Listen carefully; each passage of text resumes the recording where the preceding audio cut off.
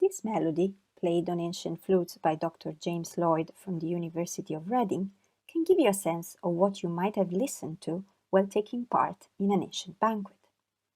When we think about ancient Greek and Roman banquets, music is probably not one of the first things to come to mind. In our imagination, it was rather food, and especially wine, which characterized the ancient banqueting experience.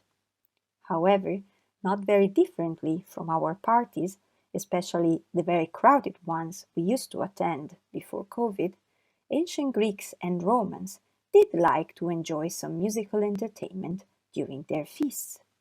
So let's see how and what we can say about music at ancient banquets. Although they cannot preserve for us the actual sounds of ancient music, even apparently silent sources, like paintings and literary works, have allowed researchers to understand which types of music were most popular at banquets. What is even more exciting, looking at artistic representations and reading texts about music, we have also been able to reconstruct ancient instruments and play them to bring feast music back to life. From representations on pottery, for example, we know that both lyres and flutes, called auloi, were very popular at banquets in ancient Greece. In particular, in Greek society, where only male guests were normally allowed to dine and drink together, instruments could be used by the guests themselves to accompany their drinking songs. But hired musicians too took part in banquets, often slave women, who, as the only females present, could also have the role of erotic entertainers. At more luxurious gatherings, you would have found also dancers and acrobats. Accompanied by the sound of lyres and flutes, then, fellow drinkers would play games and dance, often where their inebriation made movements less restrained and controlled. You see here a couple of dancing symposiasts playing with, a part of the props for the symposium. This power of music over banqueteers is intriguingly suggested by a passage from Plato's own Symposium. Here, one of the guests at the banquet attended by Socrates suggests that since they would like to have a serious discussion about love and philosophy, the flute girl should be sent away.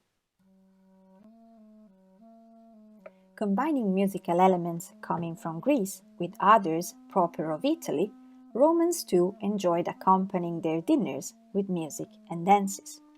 Even though some Romans depicted the introduction of musical convivia as a sign of decadence imported from Greece, banquet music soon became popular, especially among members of the elite.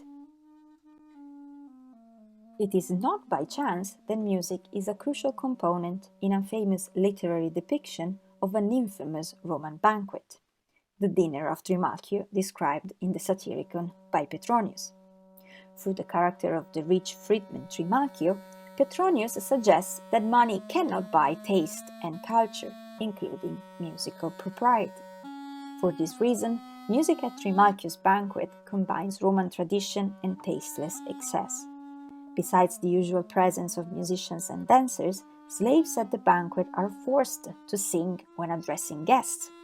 And by the end of the dinner, after other musical oddities, a completely wasted Trimacchio orders some trumpeteers to play as if they were attending his funeral.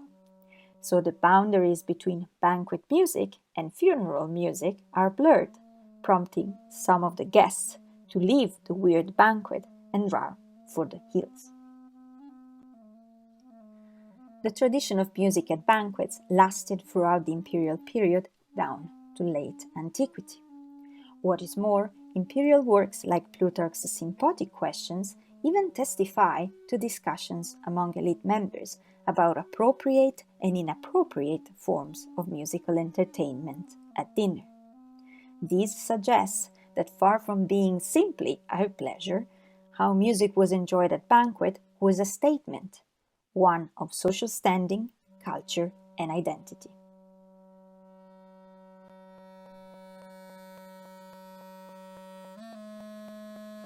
Hossa